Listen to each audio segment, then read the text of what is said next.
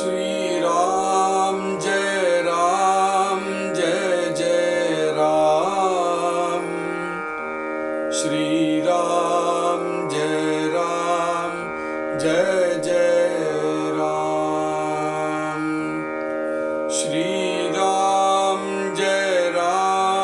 जय जय राम। श्री राम जय जय राम। श्री राम जय जय राम। श्री राम जय जय राम। श्री राम जय जय राम।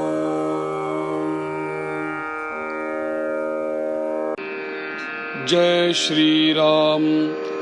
दृष्टीबंधन मिथ्या सकळ, परी तो कैसा झाला खेळ, हेची आता अवघे निवळ, करून दाऊ आकाश असता निश्चळ, मध्ये वायो झाला चंचळ, तैसी जाणावी केवळ मूळ माया।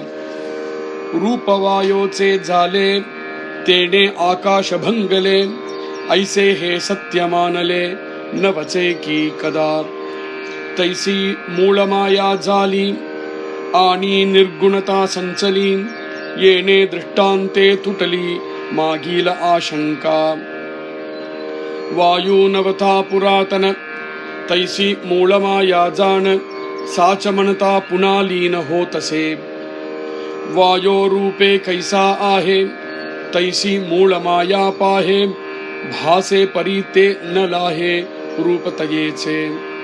वायो सत्य म्हणो जाता, परी तो नये दाखविता, तयाकडे पाहो जाता धुळीच दिसे। तैसी मूळ माया भासे, भासे परी ते न दिसे, पुढे विस्तारली असे माया अविद्या। जैसे वायोचे नियोगे, दृश्य उडे गगन मार्गे, मूळ मायेच्या संयोगे तैसे जग। गगनी अभाळ नाथिले, अकस्मात उद्भवले, मायेचे गुणे झाले तैसे जग। नाथिलेची गगन नवते, अकस्मात आले तेथे, तैसे दृश्य झाले येथे तैसिया परी। परी त्या आभाळा करिता, गगनाची गेली निश्चलता, वाटे परी ते तत्वता तैसीच आहे। तैसे माये करिता निर्गुण, वाटे झाले सगुण, परी ते पाहता संपूर्ण जैसे तैसे। आभाळ आले आणि गेले, तरी गगन ते संचले, तैसे गुणा नाही आले निर्गुण ब्रह्म। नभ माथा लागले दिसे परी ते, जैसे तैसे असे, तैसे जाणावे विश्वासे निर्गुण ब्रह्म। ऊर्ध्व पाहता आकाश, निळिमा दिसे सावकाश, परी तो जाणिदे मिथ्याभास भासलासे। आकाश पालते घातले, चहूकडे आटोपले, वाटे विश्वास कोंडिले, परी ते मोकळेची असे। पर्वती निळा रंग दिसे, परी तो तया लागला नसे, अलिप्त जाणावे तैसे निर्गुण ब्रह्म। रथ धावता पृथ्वी चंचल, वाटे परी ते असे निश्चल, तैसे परब्रह्म केवळ निर्गुण जाणावे। आभाळा करिता मयंक वाटे, धावतो निशंक, परी ते अवघे मायिक आभाळ चले। झळे अथवा अग्निज्वाळ, तेने कंपित दिसे अंतराळ, वाटे परी ते निश्चल जैसे तैसे। तैसे स्वरूप हे संचले, असता वाटे गुणा आले, ऐसे कल्पनेसी गमले, परी ते मिथ्या। दृष्टिबंधनाचा खेळ, तैसी माया हे चंचल, वस्तू शाश्वत निश्चल जैसी तैसी। जय श्री राम। जय श्रीराम. அடிப்படையான கேள்வி, நிர்குணமாக இருக்கக்கூடிய பரபிரம்மத்துக்கிட்டேந்து மாயை எப்படி வந்தது?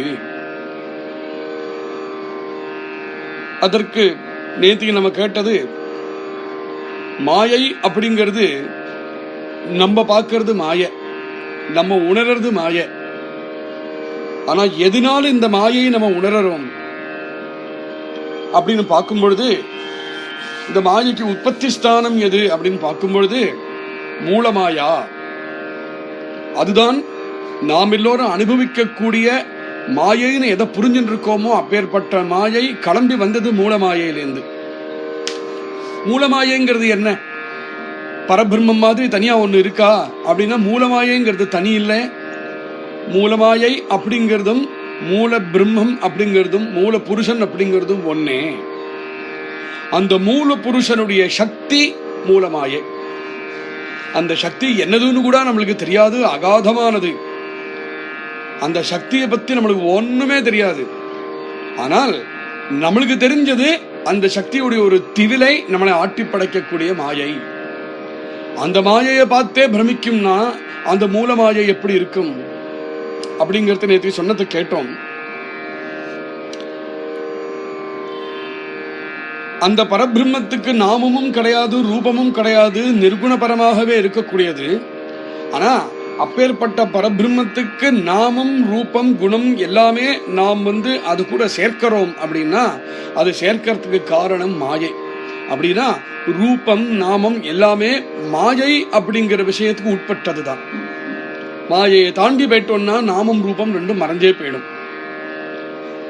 அதனாலதான் மாயையும் தானே மாயையுமே தானே அந்த பரபிரம்மத்து கூட லீனம் தான் ஆக போகிறது. தாத்காலிகமாக அந்த மாயை தெரியறதுனால, மூலமாயை கூட தாத்காலிகமாக நம்மளுக்கு தெரியறதுனாலதான் அதை மித்யை அப்படின்னு சொல்றோம், சாஸ்வதமா இல்லாததுனால சொல்றோம். இந்த மாயை பத்தி சில விஷயங்களை இப்படி சொல்லிட்டு வராரு இப்ப சமர்த்த ராமதாசர். அது உண்மையில எப்படி, என்னது மாயை அப்படின்னு சொல்லும்போது நம்ம அபிப்பிராயம் என்ன?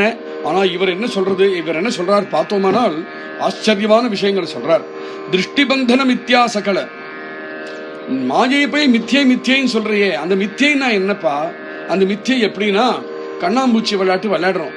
திருஷ்டிபந்தன கண்ணாம்பூச்சி விளையாட்டு விளையாடும் பொழுது கண்ணை கட்டி விட்டுடுறான், கண்ணு தெரியாது, யாரு எங்க இருக்கான்னு தெரியல. அப்படியே ஒரு இடத்துல போய் நிக்க வச்சுடுவா, கையை பிடிச்சுன்னு ஒரு இடத்துக்கு போய் அழைச்சிட்டு போயிடுவா. அப்புறம் அங்கேருந்து இவாள் எல்லாரும் ஒவ்வொருத்தரும் குரல் கொடுக்க போய் நம்ம தேடணும் அவளை.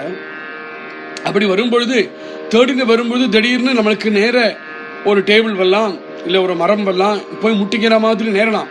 அப்ப முட்டிக்காம இருக்கணும்னு சொல்லும் பொழுது மரம் வருது ஜாக்கிரதை அப்படின்பா, டேபிள் இருக்கு ஜாக்கிரதை தடுக்கி விழாதே அப்படின்னு சொல்லுவான்.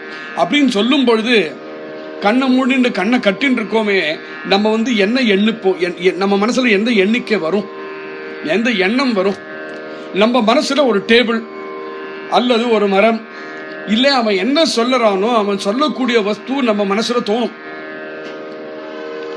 மாயை அப்படின்னு திருஷ்டிபந்தன மித்யா சகல பரீதோ கைசாஜாலா கேள. இது ஒரு விளையாட்டு. அங்க இருக்கிறது அந்த டேபிள் தான், ஆனா அந்த டேபிள் எப்படி இருக்குங்கிறது தெரியாது. நாம் கல்பிக்கக்கூடிய ஒரு டேபிளும் அங்க நிஜமாவே இருக்கிற டேபிளும் வித்தியாசமாக இருக்கலாம். நிஜமாவே இருக்கிறது எங்குமே அந்த பரவஸ்து தான். நாம் கல்பிச்சு அந்த பரவஸ்து மேல பார்க்கக்கூடியது நம்ம கல்பனையினால பார்க்கறது கண்கட்டின்று விளையாடுற மாதிரி. ஹேச்சி ஆத்தா அவகே நிவள கருணதாவு. அதனால மாயை மித்யை அப்படின்னு சொல்லும் பொழுது மாயை மித்யை அப்படிங்கிறதுனால அந்த மாயை எந்த பரபிரம்மத்துக்கிட்டேந்து வந்ததோ அந்த பரபிரம்மம் மித்யை அப்படிங்கிறது ஆகாது. பரபிரம்மம் இருக்கிறது இருக்கு, ஆனா அந்த பரபிரம்மத்தின் விஷயமாக நாம் என்ன கல்பிக்கிறோமோ அது மித்யையாக இருக்கு. இதை நான் விளக்கி சொல்றேன். ஹேச்சியாத்தா அவகே நிவள கருணதாவும். இதை நான் விளக்கி சொல்றேன், கேளுங்கள். ஆகாஷ அஸ்தா நிச்சல. ஆகாசம் அப்படின்னு பார்த்தோம்னா எப்பவும் எப்படி இருக்கோ அப்படியேதான் ஆகாசம் இருக்கு. நகரவே நகராமல், மாற்றமே அடையாமல் ஆகாசம் அப்படியே என்னைக்கும் அதே மாதிரி இருக்கு. அந்த ஆகாசத்துல, ஆகாசம் அப்படிங்கிறது ஸ்பேஸ், மேல இருக்கிற ஆகாசம் மாத்திரம் ஆகாசம் இல்லை, இப்ப நாம் உட்காந்து ரெண்டு பேரும் உட்காந்து பேசிட்டு இருக்கோம்னா நம்ம ரெண்டு பேர் இடையிலும் இருக்கிறது ஆகாசம் தானே, அது மாறாம இருக்கு. மாறாம இருக்கக்கூடிய ஆகாசத்துல மதே வாயோஜாலா சஞ்சல, திடீர்னு காத்து வீசுறது. சாதாரணமா உட்காந்துருக்கோம், கீழே உட்காந்துருக்கோம், கார்டன்ல உட்காந்துருக்கோம். கார்டன்ல உட்காந்தும் போது நம்மளை சுத்தி வர ஆகாசம் தானே, ஸ்பேஸ் தானே. திடீர்னு காத்து வீசுறது, வாயோஜாலா சஞ்சல தைசி ஜானாவி கேவல மூலமாயா. மூலமாயை அது மாதிரி தெரிஞ்சுக்கோ. எப்படி இந்த காத்து வீசுறதோ, நிச்சலமாக இருக்கக்கூடிய ஆகாசத்துல சஞ்சலமாக இருக்கக்கூடிய காத்து எப்படி வீசுறதோ, அந்த சஞ்சலமாக வீசக்கூடிய காத்து மாதிரி தான் இந்த மூலமாயை.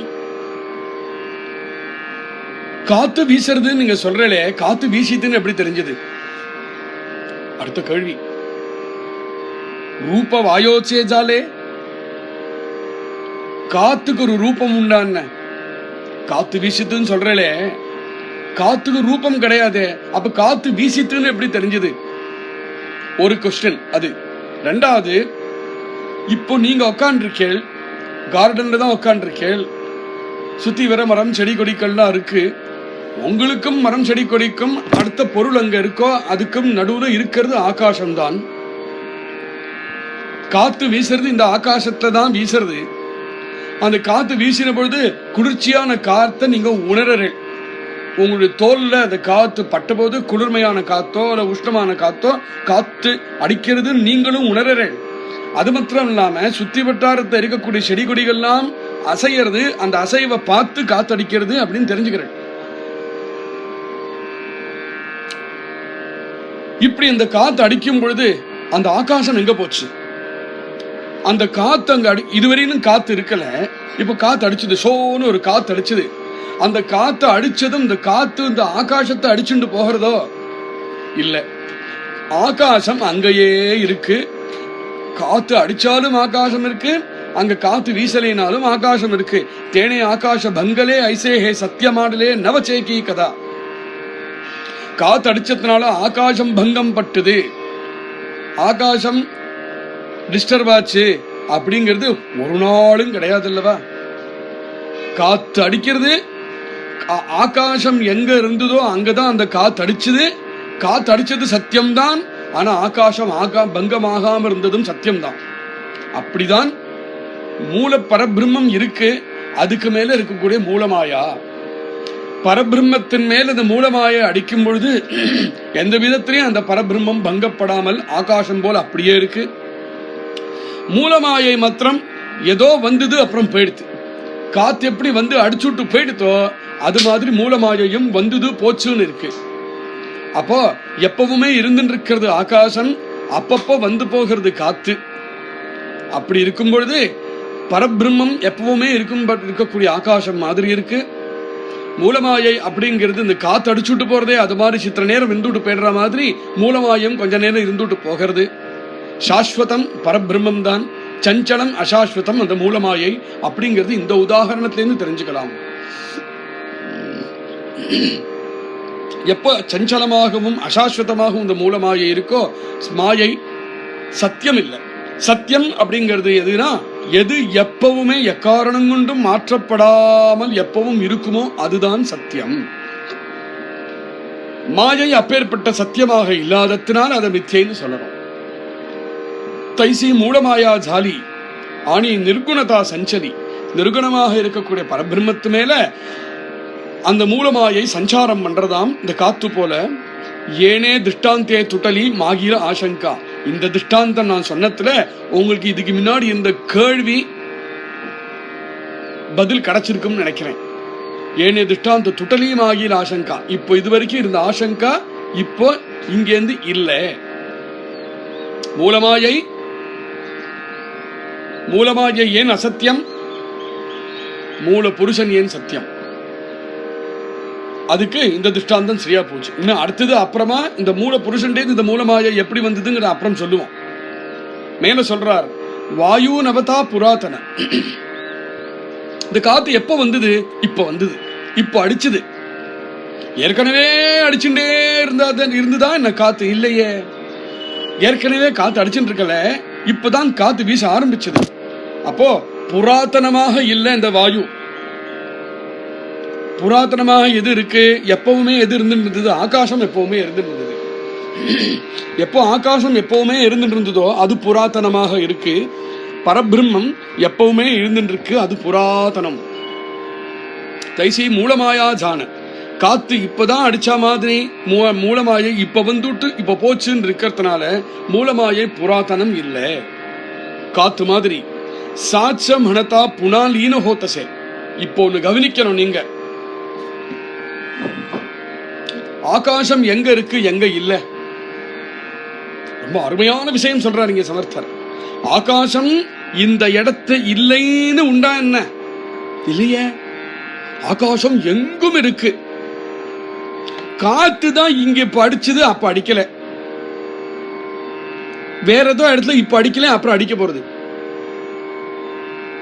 அப்படின்னா எப்பவுமே இருந்துட்டு ஆகாசத்திலேருந்து எங்கேந்தோ எப்படியோ அந்த காத்து ஒரு இடத்துல வந்து அடிச்சுட்டு போச்சு. எப்போ எங்குமே அந்த ஆகாசம் இருந்துட்டு இருக்கோ, எப்போ காத்து சில நேரம் இருக்கு சில நேரம் இல்லைன்னு இருக்கோ, சாஸ்வதமாக இருக்கிறது இந்த ஆகாசம், அசாஸ்வதமாக இருக்கிறது இந்த காத்து. அப்படின்னா அந்த காத்து எங்கேந்து வந்தது? அந்த காத்து இந்த ஆகாசத்திலேருந்து தான் வந்தது அப்படிங்கிறது நம்மளுடைய சாதாரண ஞானத்துக்கே புரியறதே. அது மாதிரி சாஸ்வதமாக இருந்து இருக்கிறது மூலபுருஷன், அசாஸ்வதமாக இருக்கிறது மூலமாயை. ஆனா அந்த மூலமாயை அசாஸ்வதம்னா எங்கேந்து வந்தது? சாஸ்வதம் எப்ப மூலபுருஷனோ அந்த மூலபுருஷன் கிட்டேந்து தானே அந்த அசாஸ்வதம் வந்திருக்கணும். அது மாத்திரம் இல்லாதக்கு அசாஸ்வதமாக இருக்கக்கூடிய அந்த மூலமாயை இப்ப இந்த உதாரணத்துல வாயு, அசாஸ்வதமாக இருக்கக்கூடிய வாயு அந்த ஆகாசத்திலிருந்து வந்தது, வரவோ வந்தது. அப்புறம் என்னாச்சு? சாட்சமனதா சத்தியமா பார்த்தா புனா லீன ஹோத்தசே. அதே வாயு அந்த ஆகாசத்தோட லீனமாச்சு அப்படிங்கிற பெரிய விஷயத்தை சொல்றாருங்க சமர்த்தர். ஆகாசம் எப்பவும் இருக்கு, வாயு எப்பவும் இல்லை. வாயு திடீர்னு வந்தது, அப்போ எங்கேந்து வந்தது? எப்பவும் எது இருக்கோ அதுல இருந்து தான் வர முடியும். கொஞ்ச நேரத்துக்கு அப்புறம் வாயு இல்லை, இல்லைன்னா எங்க போச்சு? எது எப்பவும் இருந்ததோ அங்க போய் லீனமாச்சு. மூலமாயை அது மாதிரி அப்படிங்கிறார். வாயோ ரூபே கைசா ஆகே. வாயுக்கு ரூபம் உண்டா என்ன? வாயு ரூபம் கிடையாதே. அது மாதிரி மூலமாயைக்கும் ரூபம் கிடையாது. தைசி மூலமாயா பாகே பாசே பரி தேன லாஹே ரூபத்தையாச்சே. காத்துக்கு ரூபம் கிடையாதுங்கிறள், ஆனா காத்து இருக்குன்னு ஒத்துக்கிறேன் இல்லையா? அப்போ கண்டத்தை தான் ஒத்துப்பேன்னு நீங்க சொல்லுவேடா என்ன? இல்லையே. கண்டத்தை தான் ஒத்துக்கிறதுனா அப்ப நீங்க வாயு ஒத்துக்க கூடாது. வாயு காணல ஆனாலும் ஒத்துக்கிறேன். ஏன்? பாசே. வாயு தான் இருக்கிற இருப்ப காண்பிக்கிறது, அது உங்களால அனுபவிக்க முடியறது, அதனால வாயு இருக்குன்னு சொல்றேன். கண்ணுனால கண்டது மாத்திரம்தான் ஒத்துக்கிறதுன்னு நீங்களே இல்லையே. உங்களுடைய உணர்ச்சிகள் பலவிதமான உணர்ச்சிகளுக்கு ஏதோ ஒரு உணர்ச்சிக்கு ஒண்ணு இருக்குன்னு தெரிஞ்சிருந்தாலே நீங்க ஒத்துக்கிறலே. அப்போ காத்துக்கு ரூபம் இல்லாம இருக்கும் பொழுது பாசே இருக்கிற மாதிரி காத்து உங்களுக்கு தெரியறது, ஆனா கண்ணுக்கு தெரியல. அப்போ மித்தியன்னு சொல்லும் பொழுது பாசையா திருஷ்டியாங்கிறது முக்கியம். ரூபத்தில் நீங்க ரூபத்தை வச்சுண்டு ஒண்ணு இருக்கு இல்லைன்னு சொன்னீங்கன்னா அதை வச்சுண்டு மித்தியை அப்படிங்கிறது நீங்க பேச முடியாது. இருக்கிறது நீங்க உணரலே. பாசே பரீத்த நாளாகே ரூபத்தையாச்சு. ரூபம் தான் பார்க்க முடியல காத்துடு, ஆனா காத்து இருக்கிற இருப்பு நீங்க உணரல். அது மாதிரி மாயைக்கு ரூபம் கிடையாது, ஆனா மாயையுடைய ரூபத்தை மாயையுடைய இருப்பை நீங்க உணரலாம். வாயோ சத்தியமனோஜாத்தா. வாயு இருக்குன்னு நீங்க சத்தியம் பண்ணி சொல்றே. வாயு அடிக்கிறது காத்து அடிக்கிறது சத்தியம் பண்ணி சொல்றே. பரி தோ ந ஏதா கவிதா. அப்படியா? வாயு இருக்கா? வாயு அடிக்கிறதா? சத்தியமா? காமி. வாயு எங்க எனக்கு காமி அப்படின்னா யாராவது காமிச்சு கொடுக்க முடியுமா? ஒரு பொருள் காமிச்சு கொடுக்கிற மாதிரி இதோ வாயு இருக்குத பாருங்க அப்படின்னு காமிச்சு கொடுக்க முடியாதே. அப்போ உங்களுக்கு வாயுவை தெரிவிக்கணுமானால் உங்களை அந்த வாயுவை உணர வைக்கணும். உங்களை அந்த வாயுவை உணர வச்சதுனால் வாயு இருக்கிறது நீங்க தானே உங்க சுவானுபவத்துல தெரிஞ்சுட்டு போறேன். தயாக்கடே பாகோ ஜாத்தா துளீச்ச திசை. காமிக்கணும்னு பார்த்ததுன்னா, ஒரு கால் காத்து அடிச்சதுன்னு வச்சுக்கோமே, காத்து அடிக்கும் பொழுது கொஞ்சம் புழுதி பறக்கும். அந்த புழுதி பாரு புழுதி பறக்கிறது இல்லையா காத்து, அதுதான் காத்து. எங்க அது காத்து இல்லையே. இவன் சொன்ன அது காத்து இல்லையே, அது காத்து இல்லையே, அது தூசினா பறக்கிறது, அது மண்ணுனா பறக்கிறது. மண்ணு பறக்கிறது இல்லையா? மண்ணு ஏன் பறக்கிறது? மண்ணு சாதாரணமா கீழே தானேவே பறக்க ஆரம்பிச்சதோ இல்லையே. அந்த மண்ணு மேல காத்து அடிச்ச போதுதானே அந்த மண்ணு பறந்தது இல்லவா? அதுல இருந்து காத்து இருக்கிறத நீ உணரு. தைசி மூலமாயா பாசை, அப்படிதான் மூலமாயம். மூலமாயை மாயையாக இருக்கிறது ஒரு நாளும் கண்ணுக்கு தெரியாது. ஆனா அந்த மூல மாயை இருக்கே, பாசே பரீதேனதுசே, இருக்கிறது தெரியும், கண்ணுக்கு தெரியாது. புடே விசாரலியசே மாயா அவித்யா.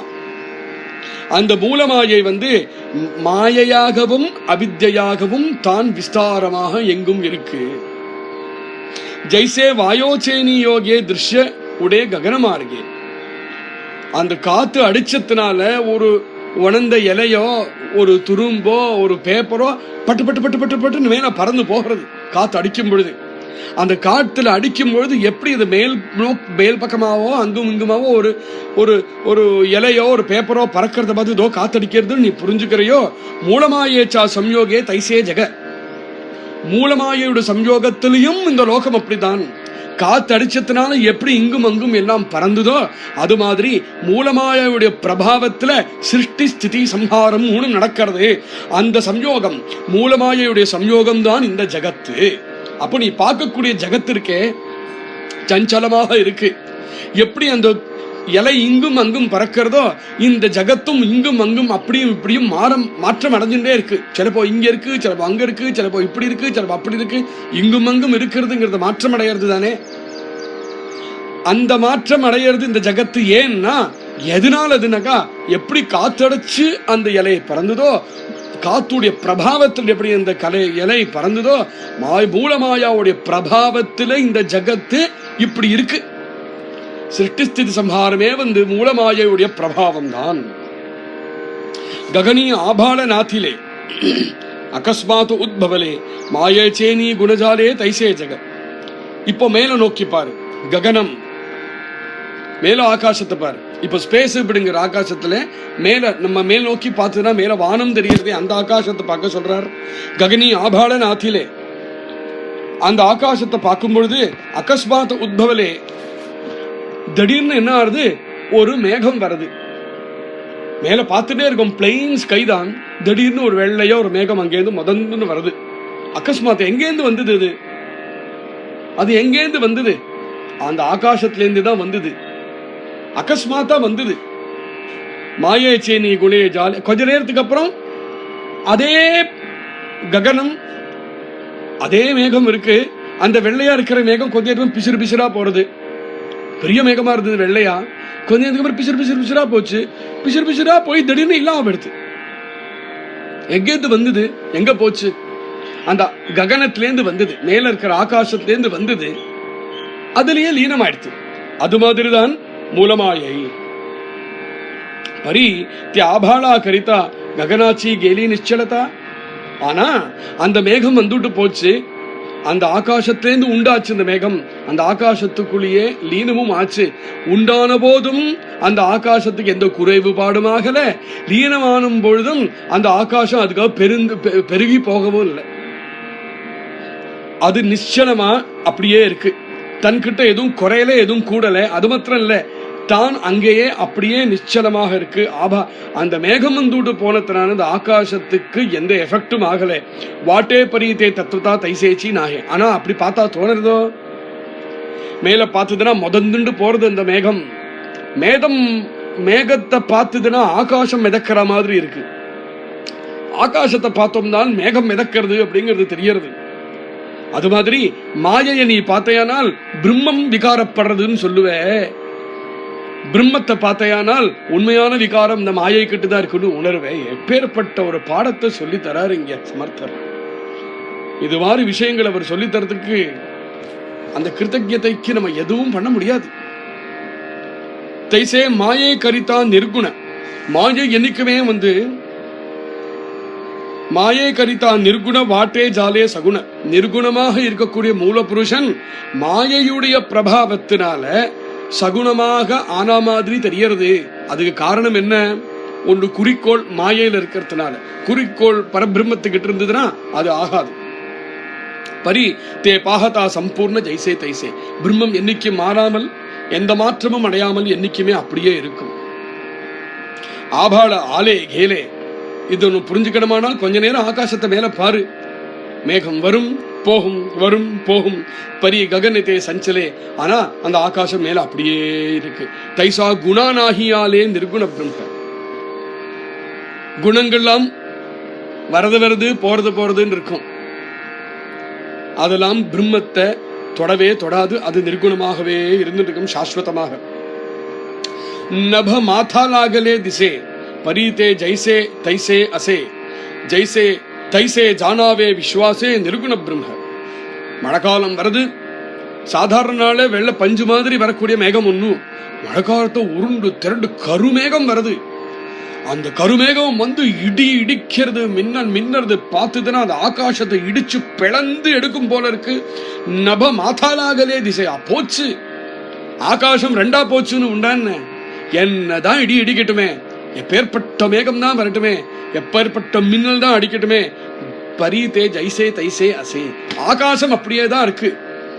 அந்த மேகம் அங்கேருந்து ரொம்ப பலவந்தமா அங்கேருந்து பிறப்பிட்டு வந்ததுதான் மிச்சம். அந்த மேகம்லாம் கடைசியில இப்பேற்பட்ட நீருண்ட மேகம் கூட பிசிறா போய் ஆகாசத்தோட ஒன்னாதான் ஆகணும். என்னதான் அந்த ஆகாசம் வந்து மாதாராகலே திசை முட்டுன்னு முட்டுறது போல இருக்கு. ஆகாசத்தை பார்த்துதான் அந்த மேகம். அந்த மேகம் ஆகாசத்தை பார்த்து முட்டுறது. ஆனாலும் அப்பேற்பட்ட மேகம், அப்பேற்பட்ட பயங்கரமான இருக்கிற மேகத்துக்கும் ஆகாசத்தை ஒன்னும் பண்ண முடியல. அது மாதிரி மாயையோட பிரபாவத்தை பார்த்தா பலிஷ்டம் பலசாலி ஆட்டி படைக்கிறது. இந்த என்னையும் ஒன்னையும் இல்லை, இந்த பிருத்திவியை மாத்திரமில்லை அண்ட சராச்சரங்களையே படைச்செடுக்கிறது. ஆனாலும் என்னதான் பண்ணிட்டு அந்த மாயை, அந்த நிர்குண பிரம்மம் அந்த ஆகாசத்து போல அங்கேயே ஜெய்சே தைசே அப்படியே இருக்கு. தைசே ஜானாவே விஸ்வாசே நிர்குண பிரம்மம். நிர்குண பிரம்மம் அப்படி மாற்றம் அடையாமல் அச்சஞ்சலமாகவும் இருக்கும் அப்படிங்கிற விசுவாசத்தோட நீ இரு. ஊர்த பாகதா ஆகாஷ நிலிமாதிசே சாவகாச. அர்த்தத்தை சொல்றார். மேல வானத்தை பார்த்தா எப்படி இருக்கு? நீல கலர்ல இருக்கு. மேல வந்து மேகமே இல்லாம வெறும் பிளைன் ஸ்கைய பார்த்தோம்னா எப்படி இருக்கு? நீல கலர் இருக்கு. சரின்னு ஹெலிகாப்டரையோ பிளேனையோ பிடிச்சுட்டு மேல போனோமானால் அந்த நீல கலரை தொட்டுவிட முடியுமோ? கலரையே காணும். அப்புறம் தானே தொடருது. மேல போனா தொடரத்துக்கு ஒரு வஸ்துவே இல்லையே. மேல எது நீளமா இருந்ததோ, இப்ப வந்து ஒரு டப்பா பார்த்தோம்னா வெள்ளை டப்பா பச்சை டப்பான்னு சொல்றோம். அந்த வெள்ளையும் பச்சையும் வர்ணம் அந்த டப்பால பூசி இருக்கு. நம்மளால கையால தொட்டு கூட பார்க்க முடியாது. ஒரு கால் அந்த கலரை சுரண்டி கூட எடுக்க முடியாது. ஆகாசத்தை நீல கலர் பூசி இருக்க, அதை கொஞ்சம் சுரண்டி எடுப்போமே அப்படின்னு மேல போனா எதுல நீல கலர் சுரண்டிருக்குன்னு பாக்குறியோ அதுவே உனக்கு கைப்பிடிக்க வரலையே. அது இன்னும் தள்ளி போயிட்டே இருக்கு இந்த ஆகாசம்.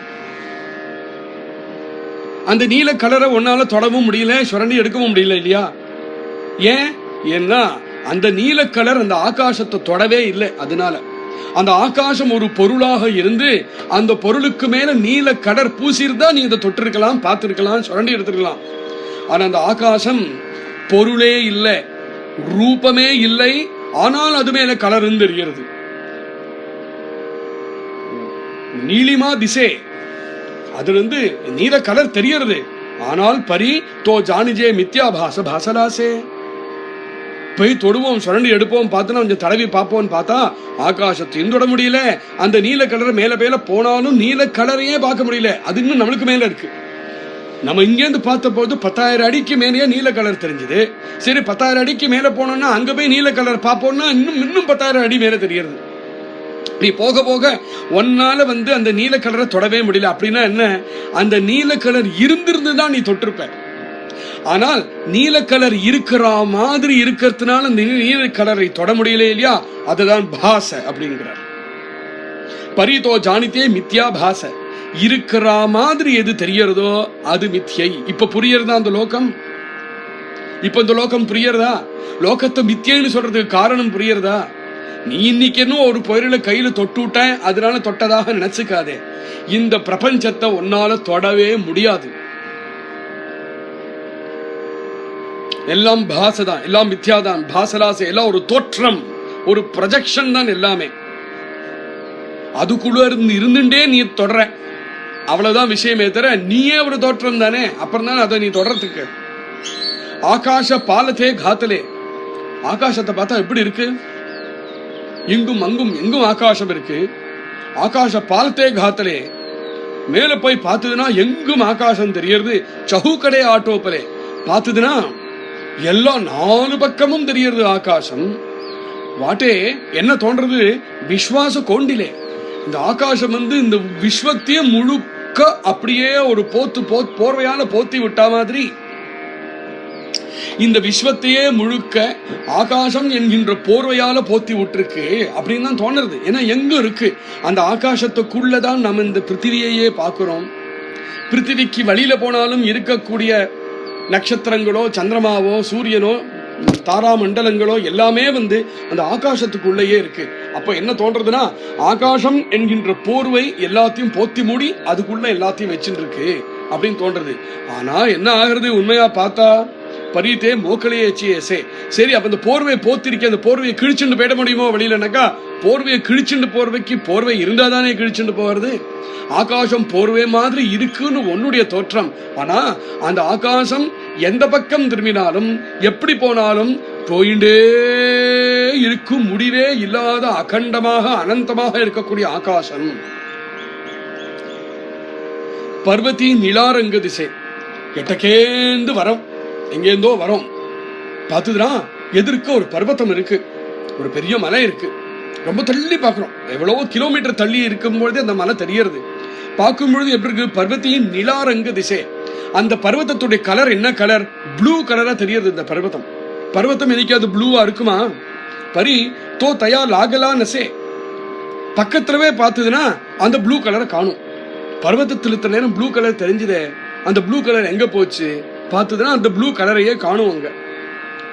அலிப்த ஜானாவே தைசே நிர்குண பிரம்ம. எப்படித்தான் நீல கலர்ல தெரிஞ்சாலும் அந்த நீல கலர் உனக்கு தெரியறதுனோ தெரியறது, ஆனால் அந்த நீல கலர் அந்த மலைக்கு மேல ஒட்டிக்க முடியல. அந்த நீல கலர்னால மலைக்கு மேல ஒட்டிக்கவே முடியல. அது மாதிரி நீல கலர் அப்படிங்கிறது மாயை, மலை அப்படிங்கிறது பிரம்மம். எப்படி உனக்கு பார்க்கும் பொழுது அந்த பர்வதம் நீளமாக தெரியறதோ அது மாதிரி நீ அந்த பிரம்மத்தை பார்க்கும்போது இந்த பிரபஞ்சமாக தெரியறது. ஆனால் பக்கத்துல போய் பார்த்ததுன்னா நீல கலர் அந்த மலைக்கு மேல ஒட்டிக்கல. அது மாதிரி பக்கத்துல போய் பிரம்மத்துல போய் பார்த்ததுனாக்கா இந்த பிரபஞ்சம் அந்த பிரம்மத்து மேல ஒட்டிக்கவே இல்லை. அதுதான் நிர்குண பிரம்மம் அப்படிங்கிறது அர்த்தம். நிர்குண பிரம்மத்துக்கு அர்த்தம் இதுதான்.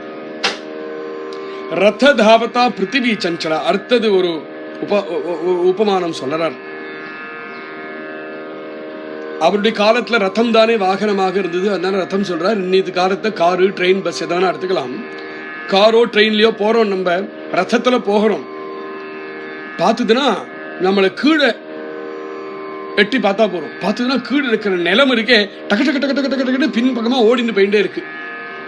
நம்ம எந்த டைரக்ஷன்ல போறோமோ அது ஆப்போசிட் டைரக்ஷன்ல கீழே நிலம் அது ஆப்போசிட் டைரக்ஷன்ல ஓடுறது. எவன் ரதம் ஓடுறத பார்க்கலையோ, எவன் கீழத்தை மாத்திரம் பார்க்கறானோ அவன் என்ன நினைப்பான்னா கீழே இருக்கிற பிருத்திவி தான் ஓடிட்டு இருக்குன்னு நினைச்சுப்பான். நிமிந்து ரதம் அல்லவோ ஓடுறதுன்னு பார்த்தனா பிருத்திவி அங்கேயே இருக்கு, ரதம் அல்லவோ ஓடிட்டு இருக்குன்னு புரிஞ்சுப்பான். அது மாதிரி பிருத்திவி மாதிரி பரபிரம்மம், ரதம் மாதிரி இருக்கிறது மாயை. எவன் நம்ம ரதத்திலாத்தும் உட்கார்ந்து இருக்கோம் அப்படிங்கிற நம்ம மாயையிலியாக்கும் இருக்கோம் அப்படிங்கிற ஞானம் இல்லாதவன் எவன் இருக்கானோ அவன் கீழே பார்த்து நிர்குணமாக இருக்கக்கூடிய பிரம்மத்தை பார்த்து இதுக்கு குணங்கள் இருக்குன்னு பேசிட்டு இருப்பான். அது சஞ்சலமா இருக்கு ஓடின்னு இருக்குன்னு அவன் பேசிட்டு இருப்பான். ஆனா நிமிந்து பார்த்து அடடா நான் ரத்தத்திலவோ இருக்கேன், நான் மாயையிலோ அகப்பட்டு இருக்கேன் அப்படிங்கிற ஞானம் எவனுக்கு உண்டாச்சோ அவன் இப்படி நினைக்க மாட்டான். அவன் என்ன நினைப்பான்? மாயை தான் இப்படி சஞ்சலமாக இருக்குங்கிறத அவன் நினைச்சுப்பான்.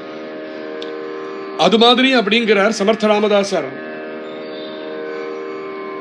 பரபிரம்மத்தை பார்த்து நிர்குணமாக இருக்கக்கூடிய பரபிரம்மத்தை பார்த்து சகுணமாக நினைக்கிறது நீ மாயையில் அகப்பட்டு இருக்கிறதுனால. நீ மாயையில் அகப்பட்டிருக்காய் என்கின்ற ஞானம் உனக்கு உண்டாச்சுனாக்கா அடடா பிரம்மம் நிர்குணம் தானே அப்படிங்கிறது நீ உணர்வாய் அப்படின்னு சொல்றார் சமர்த்தர். எவ்வளவு எக்ஸாம்பிள்ஸ் சொல்லிட்டு வராரு இங்க.